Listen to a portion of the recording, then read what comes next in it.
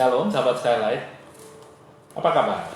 Di tengah-tengah kesibukan Anda dan mungkin di waktu Anda beristirahat di rumah pada edisi hari ini, hari Sabtu tanggal 14 Mei 2021.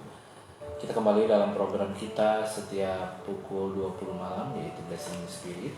Dan edisi Sabtu khusus untuk hambanya, yaitu Pastor atau Gembala Mefril Suwu MTH, dan yang telah siap di studio saat ini. Shalom, apa kabar?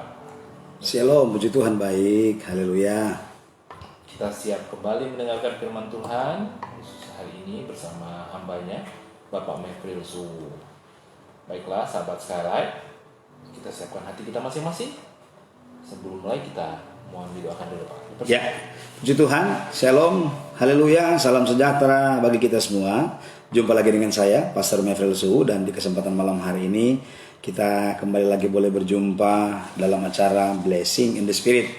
Sebelum kita akan lanjut dalam pembacaan dan perenungan kebenaran firman Tuhan, mari sama-sama kita berdoa. Bapa, dalam nama Tuhan Yesus, malam hari ini kami bersyukur dan berterima kasih pertolongan Tuhan nyata sempurna, di mana kami boleh ada sebagaimana kami ada karena Tuhan. Bahkan di kesempatan malam hari ini ya Tuhan, kami bersyukur berterima kasih kami lagi boleh ada di dalam acara Blessing in the Spirit. Biarlah kiranya Tuhan mengurapi hamba-Mu, firman yang pergi tidak akan kembali dengan percuma, tapi mengerjakan sesuatu menurut kehendak Tuhan. Malam hari ini kami akan buka acara Blessing in the Spirit dalam nama Yesus. Haleluya. Amin, amin, amin. Puji Tuhan. Sahabat Skylight dimanapun Anda berada, di kesempatan malam hari ini, sebagai orang yang percaya kepada Tuhan, tentunya saya dan saudara bersyukur karena perkenanan Tuhan yang luar biasa, sehingga saya dan saudara masih ada sampai hari ini, masih sehat, masih kuat, bernafas, beraktivitas, walaupun dalam keadaan COVID dan dampak COVID-19 melanda hidup ini. Tapi kita tahu bahwa Tuhan yang kita sembah, Tuhan yang hidup, yang mampu menolong, mampu memberkati, dan mampu membukakan jalan. Nah, jika saya dan saudara melihat kebenaran firman Tuhan dan melihat dalam kenyataan kehidupan saya dan saudara, kita ada dalam acara kenaikan dari Tuhan Yesus Kristus. Dan firman Allah menjanjikan kepada kita ketika dia naik ke surga, firman Allah mencatat bahwa dia mempersiapkan tempat buat saya dan saudara. Kemarin hari baru kita melewati hal itu dalam acara perayaan ini. Berkenaan dengan itu, mari kita akan buka Alkitab kita bersama-sama dalam kitab Yohanes pasal yang ke-14. Malam hari ini kita akan melihat Yohanes pasal yang ke-14. Kita akan memperhatikan ayat yang ke-16. Yohanes pasal 14 ayat yang ke-16.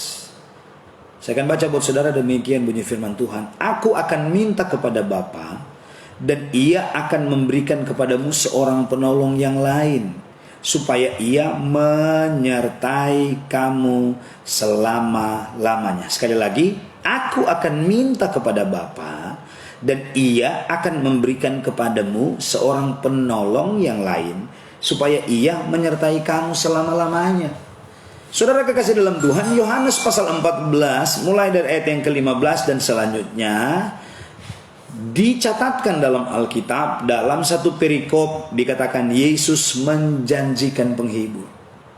Dan kalau saya dan saudara mengurut peristiwanya ini sebelum dia terangkat ke surga. Nah, dari ayat-ayat ini saya menarik perhatian ketika ayat 16 ini diungkapkan bahwa aku akan minta kepada Bapa, kata Alkitab, dan ia akan memberikan kepadamu seorang penolong yang lain, supaya ia menyertai kamu selama-lamanya. Dalam konteks ayat ini kita menemukan permintaan dari Yesus ketika dia akan naik ke surga. Dia beritahukan bahwa ketika dia naik ke surga, dia akan pergi ke sana mempersiapkan tempat bagi kita, saya dan saudara sebagai orang yang percaya kepada Tuhan, bukan terbatas kepada hanya mempersiapkan tempat, tetapi dia mau menjadi, kata firman Allah, meminta kepada Bapa supaya memberikan kepadamu seorang penolong. Dia tidak ingin membiarkan saya dan saudara ada di dunia ini sendiri. Tetapi firman Allah mencatatkan dalam Alkitab, dia pergi bukan sekedar mempersiapkan tempat, tetapi yang kedua, dia ingin meminta kepada Bapa supaya ada penolong bagi kita. supaya ada penolong bagi saudara, supaya ada penolong bagi saya dan saudara sebagai orang yang percaya kepada Tuhan. Penting sekali ketika saya dan saudara memiliki penolong ketika saya dan saudara ada di dunia ini. Waktu-waktu yang lampau saya banyak kali menjelaskan bahwa saya dan saudara hidup di bawah kolong langit ini tidak sendiri, tetapi ada kuasa lain yang maksud dan tujuannya adalah untuk menghancurkan saya dan saudara. Maksud dan tujuan dari iblis supaya saya dan saudara tidak berhasil, supaya saya dan saudara tidak jadi kepala, supaya saya dan saudara terpuruk, supaya saya dan saudara rugi, supaya saya dan saudara tidak mengalami keadaan baik. Sebabnya Yesus menyadari hal ini. Karena ketika saya dan saudara diperhadapkan dengan iblis, saya dan saudara tidak mampu menghadapinya sendiri, kecuali kata firman Allah. Yesus tahu, dia ingin meminta kepada Bapa supaya saya dan saudara ada seorang penolong. Kata penolong dalam verb Yunani menggunakan kata parakletos. Nah, kata parakletos ini diartikan dari kamus Indonesia atau penggunaan verbnya parakletos tidak terbatas kepada penolong. Karena Alkitab katakan dia, yang pertama arti dari parakletos, dia diminta kepada Bapa supaya menjadi parakletos bagi kita. Artinya yang pertama adalah perantara. Dia menjadi perantara antara saya dan saudara dengan Bapa. Dia menjadi perantara antara saya dan saudara dengan Tuhan kita. Dia menjadi perantara. Peran perantara sangat penting dalam hal menyampaikan sesuatu. Contohnya, perantara, kalau saya dan saudara konotasi dari perantara ini, kalau saya dan saudara melihat dalam kehidupan sehari-hari, paling sederhana dalam penggunaan bahasanya adalah broker. Broker, fungsi dari broker, kalau saya dan saudara melihat, mereka adalah perantara. Fungsi dari broker adalah mempertemukan antara kemauan penjual dan kemauan pembeli. Kalau dia ada pada posisi broker rumah, harga rumah ditawarkan kepada calon pembeli, diberitahukan kepada calon pembeli speknya seperti apa dan lain-lain sebagainya. Dia yang menyampaikan keinginan dari penjual rumah, penjual properti, penjual perumahan kepada calon pembelinya. Dia yang meyakinkan supaya calon pembeli yakin dengan rumah itu. Hal yang sama jika saya dan saudara menyetarakan antara parakletos yang artinya perantara, dia seperti itu. Bapa, Yesus meminta kepada Bapa supaya saya dan saudara ada yang mempertemukan. Mempertemukan yang dimaksudkan adalah keinginan dari saya dan saudara, cita-cita dari saya dan saudara, doa yang kita sampaikan setiap hari itu, dia, keinginan saya dan saudara dipertemukan dengan keinginan Bapa. Bukan terbatas kepada hanya hal contoh kecil seperti itu, tetapi kata firman Allah, dia sebagai perantara, dia rela mati di kayu salib supaya saya dan saudara yang harus dihukum akhirnya tidak dihukum. Dia menjadi perantaranya. Kasih Bapa tercurah bagi saya dan saudara, penyertaan Tuhan tercurah bagi saya dan saudara. Dia perantaranya, dia parakletosnya. Yang kedua dari arti kata kepala parakletos, tidak terbatas hanya kepada penolong, artinya supaya saya dan saudara ada yang membantu, supaya saya dan saudara ada yang meringankan beban dan lain-lain sebagainya. Ada yang berjuang dengan kita, ada yang di belakang kita, ada yang memberi ide kepada kita, ada yang memberikan dorongan. Kedua, kata firman Allah, parakletos fungsinya sebagai perantara. Yang kedua, penghibur. Yesus tahu ketika kita ada di bawah kolong langit ini, kita akan diperhadapkan dengan banyak-banyak persoalan.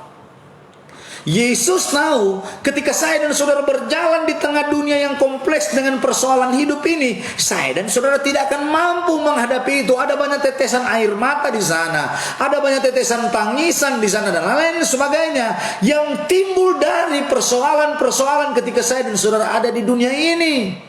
Nah, untuk supaya saya dan saudara bertahan di dunia ini, Yesus meminta kepada Bapa supaya ada yang menghibur ketika kita dalam perjalanan lembah baka.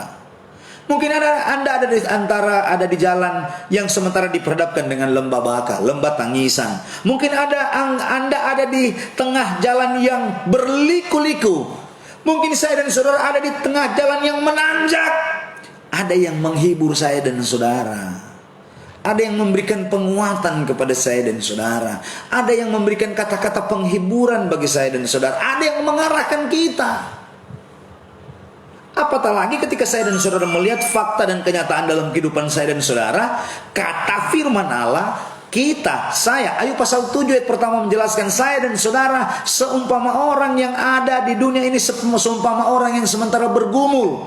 Dalam terjemahan yang lain katakan seperti orang yang berperang adanya. Dalam terjemahan yang lain katakan seperti orang yang bertikai adanya. Fakta dan kenyataan ini, ada satu masa di mana saya dan saudara akan meneteskan air mata. Ada satu masa di mana saya dan saudara akan diperhadapkan dengan pergumulan-pergumulan berat yang sulit untuk kita gapai, sulit untuk kita daki, sulit untuk kita menangkan. Ada penghibur. Dan firman Allah katakan, penghibur, penolong, parakletos yang dimaksudkan dalam kitab Yohanes pasal 14 ayat 16 dari kata verb Yunani ini diketahui dan diberitahukan bahwa dia omnipresent, maha hadir. Kalau Yesus dia hanya terbatas, hanya di Yerusalem, di kota-kota lain. Tapi kalau parakletos, dia tidak terbatas tempat, omnipresent, maha hadir. Dia hadir di kantor, dia hadir di rumah, dia hadir di perjalanan, dia hadir di mana-mana tempat.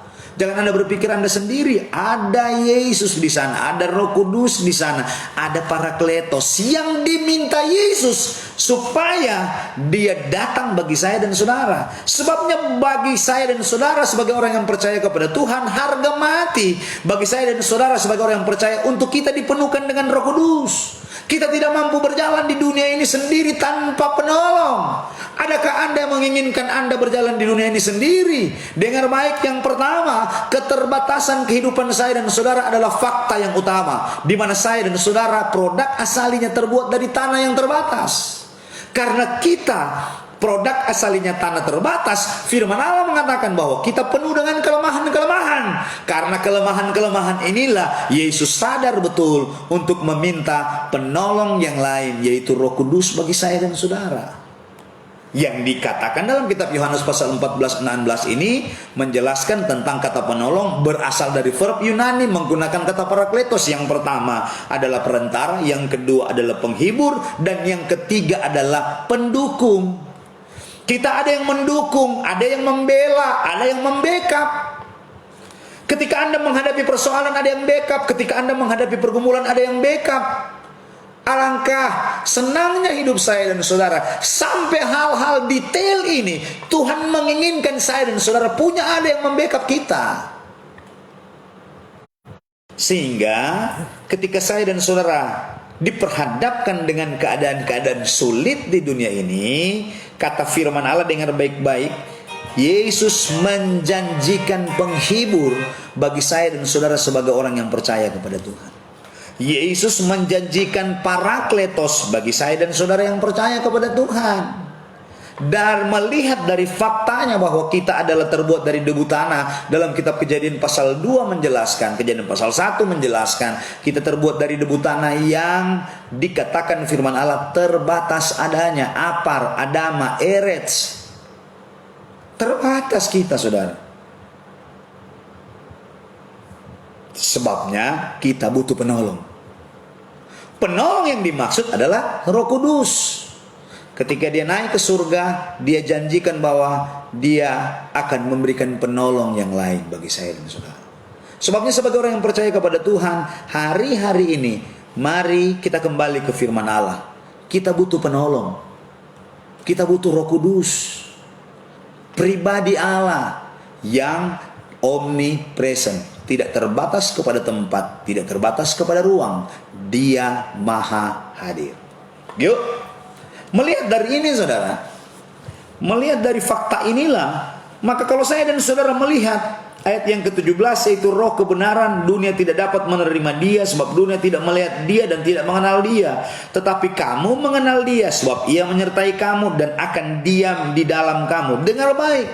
Yang kedua dalam ayat yang ke-17 menjelaskan, perhatikan kata menyertai. Dia Immanuel, beserta kita sampai akhir zaman, kata firman Allah. Jadi dia fungsi sebagai Parakletos. Yang kedua dijelaskan dalam ayat yang ke-17, Yesus meminta kepada Bapa Parakletos. Yesus meminta kepada Bapa. Yang kedua dalam ayat 17 katakan Immanuel, menyertai setiap langkah hidup saya dan saudara. Artinya ada garansi bagi saya dan saudara sebagai orang yang percaya kepada Tuhan, bahwa ketika dia naik ke surga, dia menjanjikan penghibur Roh Kudus bagi kita, dan Roh Kudus ini akan menyertai kita sampai akhir zaman. Immanuel katanya. Artinya begini saudara, kapasitas Anda sebagai orang yang percaya kepada Tuhan dijamin dalam penyertaan Tuhan. Tuhan beserta engkau ketika engkau ada air mata. Tuhan beserta engkau ketika engkau dalam pergumulan. Tuhan beserta engkau ketika engkau diperhadapkan dengan sakit. Tuhan beserta engkau dimanapun Anda berada. Persoalan hari-hari ini, penyertaan Tuhan berlaku hanya kepada orang-orang yang percaya kepada Tuhan, orang-orang yang dipenuhkan dengan Roh Kudus. Kalau saya dan saudara melihat dari konteks ini, karena jika saya dan saudara melihat, menggali dari penggunaan verb Yunaninya, maka saya dan saudara akan diberitahukan bahwa ketika saya dan saudara menjadi orang yang percaya saja tidak cukup. Kepada hanya cuma kita percaya, oh Yesus adalah juru selamat. Dalam fase berikut di mana saya dan saudara harus dipenuhkan dengan Roh Kudus. Kenapa? Karena ketika Anda ada di dunia ini, kita tidak mampu berjalan sendiri. Kita harus ada penolong yang lain, yang kata firman Allah bukan cuma sekedar menghibur, yang dikatakan Parakletos tadi, bukan cuma sekedar perantara, bukan cuma sekedar penghibur, bukan cuma sekedar pendukung, tetapi menolong kita. Dan pertolongan itu tidak terbatas kepada situasional. Kata firman Allah menyertai kita. Immanuel, dia Immanuel. Haleluya. Sebabnya sebagai orang yang percaya kepada Tuhan, mari hari-hari ini supaya saya dan saudara dipenuhkan dengan Roh Kudus. Mari hari-hari ini kita hargai keberadaan pribadi ini. Karena tanpa Roh Kudus, penolong itu, engkau tidak akan ada pendukungan di sana, engkau tidak akan ada penghiburan di sana, dan engkau tidak akan ada yang menjadi perantara bagi kita.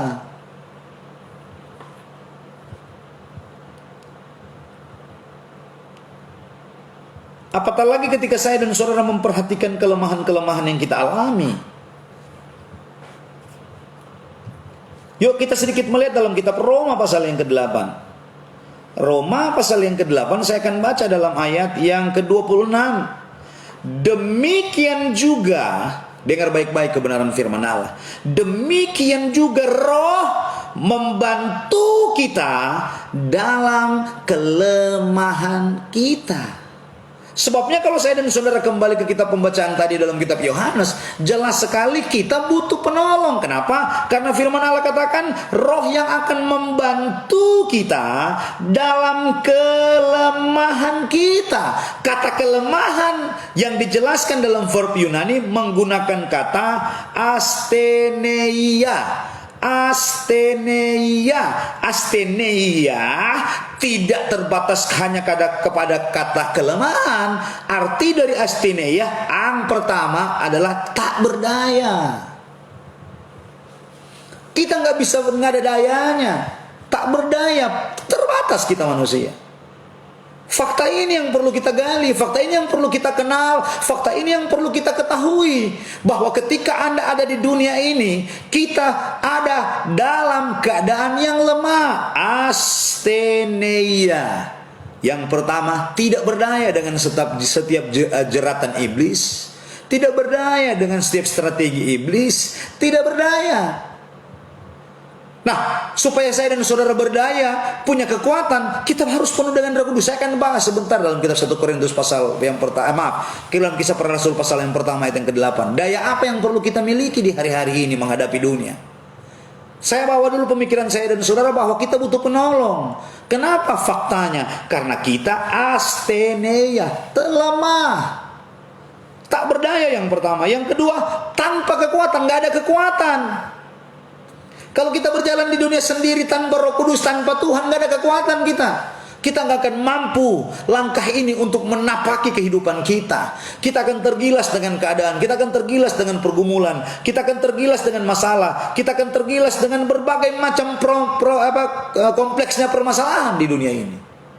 Bukankah saya dan saudara hari-hari ini sementara sulit diperhadapkan kepada kita dengan keadaan-keadaan yang kita hadapi?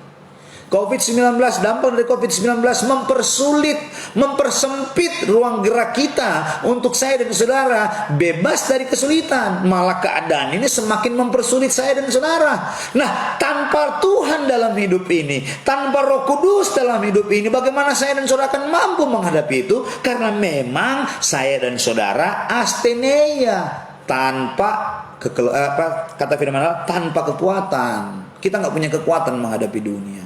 Yang kedua, kita nggak ada daya, nggak ada energi untuk kita hadapi dunia, apalagi ada iblis di sana yang pengalaman ribuan tahun. Yang ketiga dari kata asteneia adalah produk kita asalnya tanah yang lemah. Kalau di verb Yunani dari penggunaan Roma pasal 8 ayat yang ke-26 menjelaskan bahwa asteneia yang ketiga artinya sakit. Kita tidak dalam posisi sehat, saudara.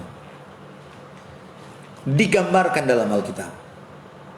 Kita tidak pada posisi di mana kita punya kekuatan penuh, kita punya daya, bahkan dikatakan kita sakit. Ada kelemahan-kelemahan yang kita hadapi.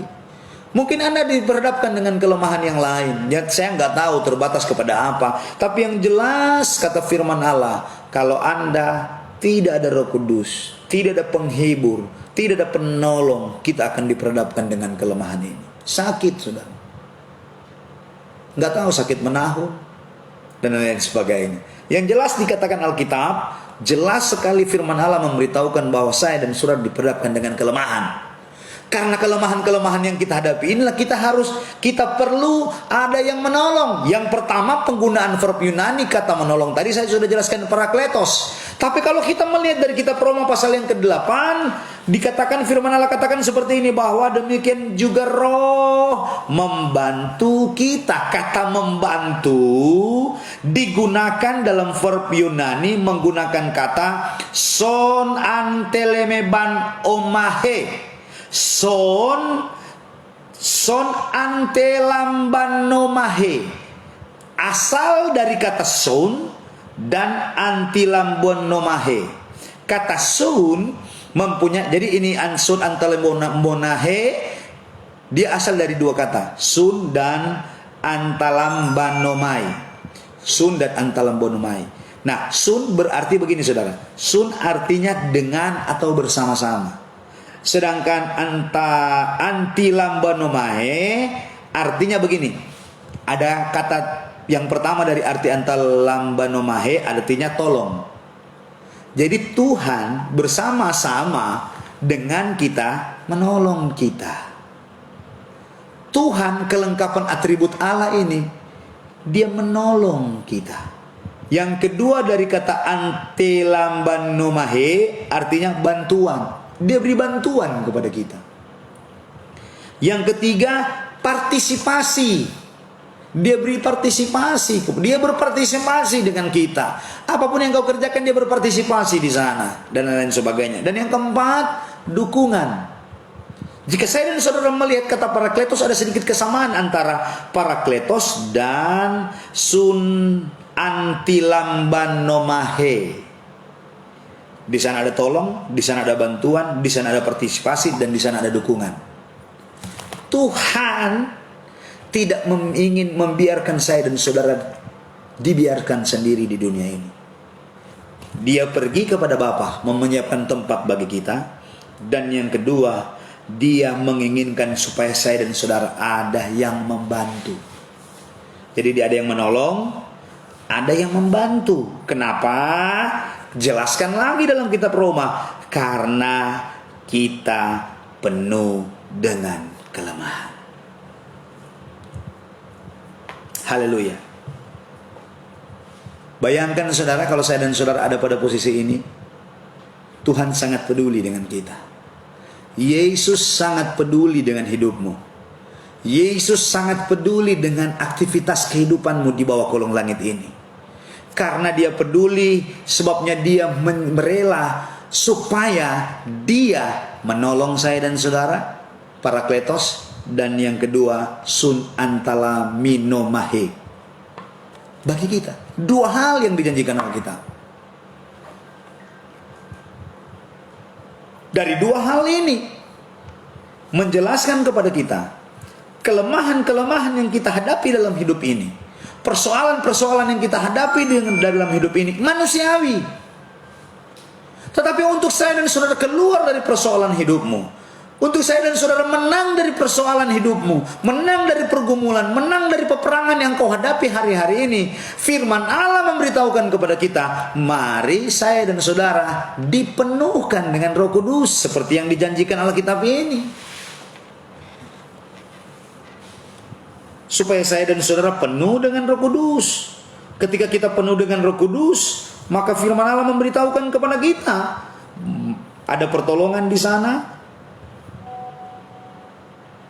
ada yang membantu saya dan saudara. Coba Anda bayangkan ketika Anda sementara dalam pergumulan, Anda sementara diperhadapkan dengan problem yang Anda hadapi, Anda sementara diperhadapkan dengan masalah-masalah hidupmu, Anda sementara diperhadapkan dengan tetesan air mata, Anda sementara diperhadapkan dengan ada banyak hal dalam pergumulan-pergumulan hidup yang mungkin kami hamba-hamba Tuhan terbatas mengetahui, Anda yang lebih tahu dengan keadaanmu. Jelas firman Allah memberitahukan kepada saya dan saudara, Anda butuh penolong, Anda butuh atau perlu orang atau kuasa yang ingin membantu saudara. Nah, firman Allah menjanjikan kepada kita, kuasa yang membantu saya dan saudara adalah kuasa Roh Kudus. Nah, ketika saya dan saudara ada dalam keadaan-keadaan gentil, getir hidup, pahit getir hidupmu yang kau hadapi hari-hari ini, firman Allah ingin memberitahukan kepada kita, mari kita penuh dengan Roh Kudus. Kenapa? Karena ketika saya dan saudara ada pada titik dipenuhkan dengan Roh Kudus, firman Allah katakan seperti ini dalam kitab Kisah Para Rasul pasal yang pertama. Dengar baik-baik kebenaran firman Tuhan. Karena saya berbicara khotbah malam hari ini karena berhubungan dengan kenaikan Tuhan Yesus Kristus dan pencurahan kuasa Roh Kudus. Kisah Para Rasul pasal 1 ayat 8 katakan begini, tetapi kamu akan menerima kuasa kalau Roh Kudus turun ke atas kamu, dan kamu akan menjadi saksiku di Yerusalem dan di seluruh Yudea dan Samaria dan sampai ke ujung bumi. Ini yang menarik perhatian saya. Firman Allah katakan bahwa Kisah Para Rasul pasal 1 ini, kamu akan menerima kuasa.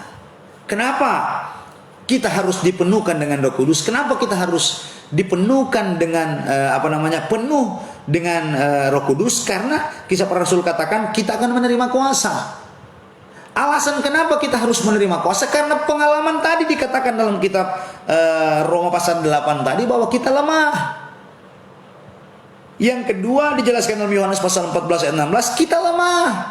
Kita butuh penolong. Kita butuh dukungan, kita tidak berdaya, kita tidak bertenaga. Bahkan kata tadi yang dijelaskan tadi bahwa saya dan saudara dalam keadaan sakit, tidak punya full power. Kita butuh power, kita butuh kuasa. Sebabnya dikatakan, tetapi kamu akan menerima kuasa kalau Roh Kudus turun ke atas kamu. Kalau Roh Kudus turun atas hidup saya dan saudara, kata firman Allah, maka kita akan menerima kuasa. Apa yang dimaksud dengan kuasa, pendeta? Kalau saya dan saudara melihat dari konteks Kisah Para Rasul 1 ayat yang ke-8, kata kuasa ini, jika saya dan saudara menyelidiki Alkitab, dalam Alkitab Perjanjian Baru, kata kuasa digunakan 3. Kuasa yang pertama dari kitab Kisah Para Rasul 1 ayat yang ke-8, dia menggunakan kata dunamis. Dunamis artinya mujizat. Dunamis artinya sesuatu hal yang spektakuler di luar bingkai pemikiran saya dan saudara. Jadi penggunaan kuasa dari bahasa Yunani ada 3 penggunaan katanya. Yang pertama dunamis, mujizat. Kamus Besar Bahasa Indonesia mengartikan kejadian ajaib yang sukar dijangkau oleh pikiran manusia. Karena kita penuh dengan kelemahan, kita tidak bertenaga, kita sakit dan lain-lain sebagainya, kita butuh kuasa dunamis ini. Jika Roh Kudus turun atas kita, firman Allah katakan yang pertama, dunamis akan terjadi bagi kita. Ada hal-hal yang luar biasa terjadi. Ada hal-hal yang kejadian ajaib yang sukar dijangkau oleh pikiran manusia akan terjadi bagi kita. Sebabnya saya dan saudara bisa melihat dalam kebenaran-kebenaran firman Allah ketika Petrus penuh dengan Roh Kudus, ketika dia dipertemukan dengan orang yang di bait Allah, duduk dalam keadaan cacat, duduk dalam keadaan terbatas. Dia katakan emas dan perak tidak ada padaku, yang ada hanya di dalam nama Yesus bangkit. Yang kedua dari penggunaan kata bahasa Yunani untuk kata kuasa, dia menggunakan kata exousia. Exousia artinya kemampuan. Kamus Besar Bahasa Indonesia mengartikan kata kemampuan artinya kecakapan, kelincahan, skill, dan lain-lain sebagainya. Yang pertama, hal yang ajaib, spektakuler, Tuhan kasih ke kita. Yang kedua, exousia, kemampuan, kelincahan, kecakapan, kepintaran, Tuhan kasih kepada kita. Yang ketiga, menggunakan kata kratos. Jadi ada 3 kata kuasa dari penggunaan bahasa Yunani. Yang pertama dunamis, kedua exousia, dan yang ketiga adalah kratos. Kratos artinya kekuatan. Kamus Besar Bahasa Indonesia mengartikan tangguh, tidak mudah kalah. Jadi dengar baik-baik kebenaran firman Allah. Kalau saya dan saudara mengurut cerita 1 ayat yang 8 ini, ketika Roh Kudus turun atas kita, kalau saya dan saudara melihat dari 3 kata kuasa ini, berarti ada dunamis terjadi bagi kita, exousia terjadi bagi kita, dan kratos terjadi bagi kita. 3 hal ini Tuhan kasih, supranatural Tuhan kasih, mujizat Tuhan kasih kepada kita, yang gak mungkin menjadi mungkin, yang sukar menjadi mudah, yang tertutup jalan dibukakan jalan, yang sakit disembuhkan. Hal-hal yang spektakuler terjadi dalam hidupmu. Ketika Roh Kudus turun atas hidupmu, harga mati bagi saya dan saudara sebagai orang percaya, kita harus dipenuhkan dengan Roh Kudus. Yang kedua, dikatakan dalam firman Allah bahwa exousia, ada kemampuan Tuhan kasih kepada kita, ada kelincahan, ada skill Tuhan kasih kepada kita. Dari biasa-biasa menjadi luar biasa. Saya dan saudara mampu memecahkan persoalan dan lain sebagainya. Kita menjadi orang yang beda dengan orang dunia. Kenapa? Karena ada Roh Kudus dalam hidup kita. Dan yang ketiga firman Allah katakan kratos terjadi.